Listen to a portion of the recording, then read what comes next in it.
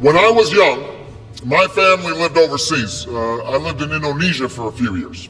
And my mother, she didn't have the money to send me where all the American kids went to school.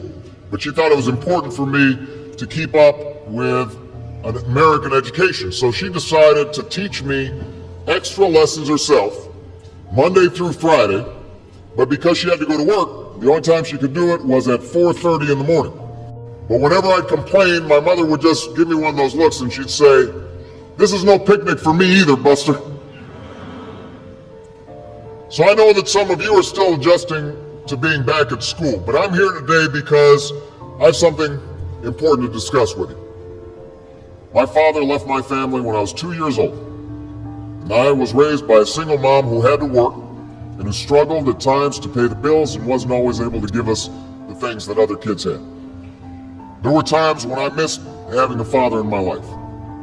There were times when I was lonely and I felt like I didn't fit in. So I wasn't always as focused as I should have been on school. And I did some things that I'm not proud of, and I got in more trouble than I should have. And my life could have easily taken a turn for the worse. But I was lucky. I got a lot of second chances, and I had the opportunity to go to college and law school and follow my dreams. My wife, our First Lady, Michelle Obama, she has a similar story. Neither of her parents had gone to college, and they didn't have a lot of money. But they worked hard, and she worked hard so that she could go to the best schools in this country. Some of you might not have those advantages. Maybe you don't have adults in your life who give you the support that you need. Maybe someone in your family has lost their job and there's not enough money to go around. Maybe you live in a neighborhood where you don't feel safe, or have friends who are pressuring you to do things you know aren't right.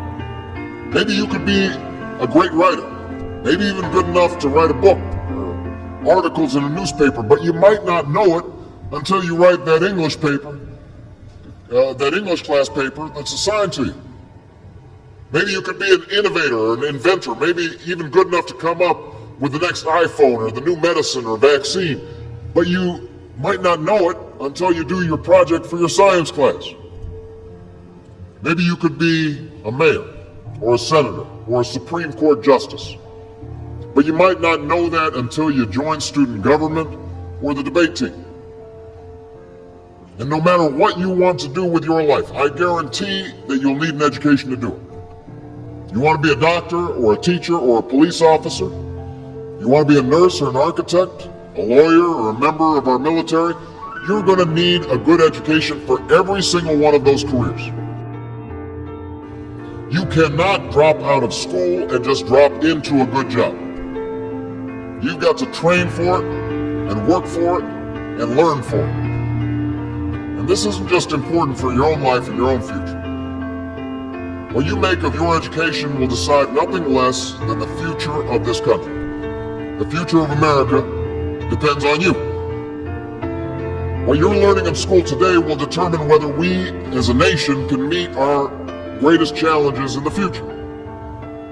You'll need the knowledge and problem-solving skills you learn in science and math to cure diseases like cancer and AIDS, and to develop new energy technologies and protect our environment. You'll need the insights and critical thinking skills you gain in history and social studies to fight poverty and homelessness, crime and discrimination, and make our nation more fair and more free. You'll need the creativity and ingenuity you develop in all your classes to build new companies that will create new jobs and boost our economy.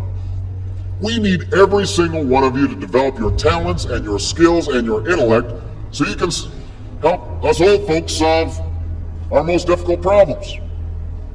If you don't do that, if you quit on school, you're not just quitting on yourself, you're quitting on your country.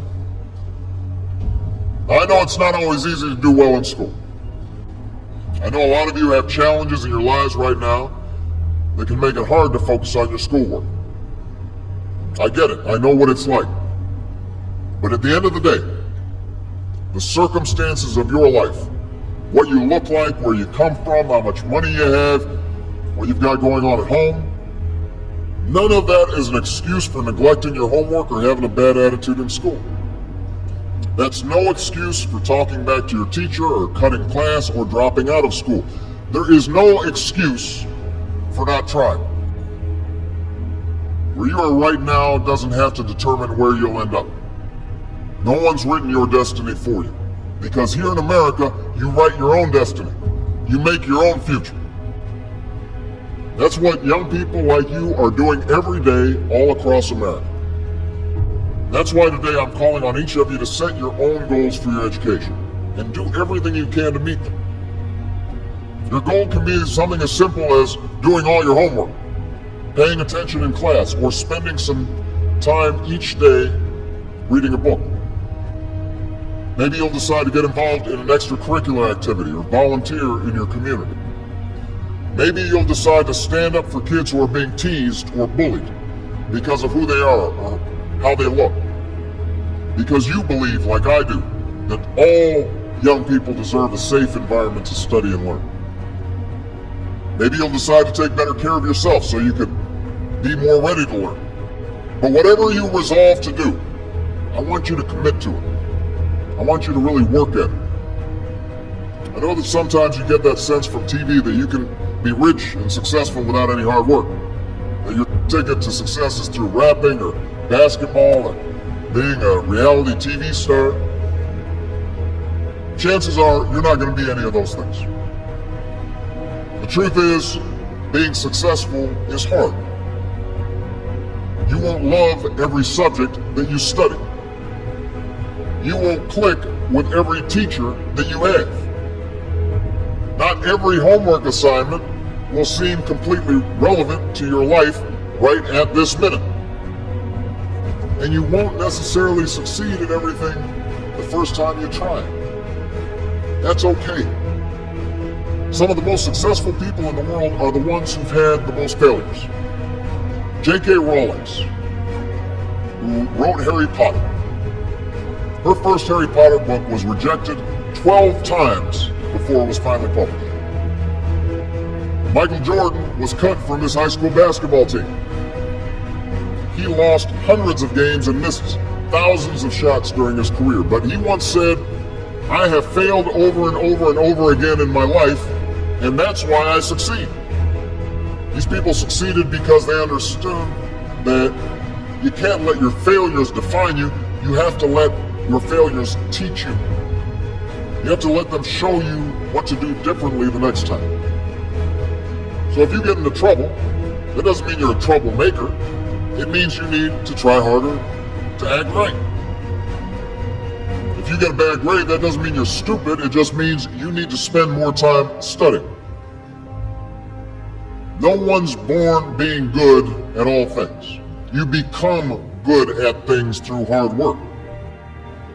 You're not a varsity athlete the first time you play a new sport. You don't hit every note the first time you sing a song. You've got to practice. The same principle applies to your schoolwork. You might have to do a math problem a few times before you get it right. You might have to read something a few times before you understand it. You definitely have to do a few drafts of a paper before it's good enough to hand in. Don't be afraid to ask questions. Don't be afraid to ask for help when you need it. I do that every day. Asking for help isn't a sign of weakness, it's a sign of strength. Because it shows you have the courage to admit when you don't know something, and that then allows you to learn something new. So find an adult that you trust, a parent, a grandparent, or a teacher, a coach, or a counselor, and ask them to help you stay on track to meet your goals. And even when you're struggling, even when you're discouraged, and you feel like other people have given up on you, don't ever give up on yourself. Because when you give up on yourself, you give up on your country. The story of America isn't about people who quit when things got tough. It's about people who kept going, who tried harder, who loved their country too much to do anything less than their best. It's the story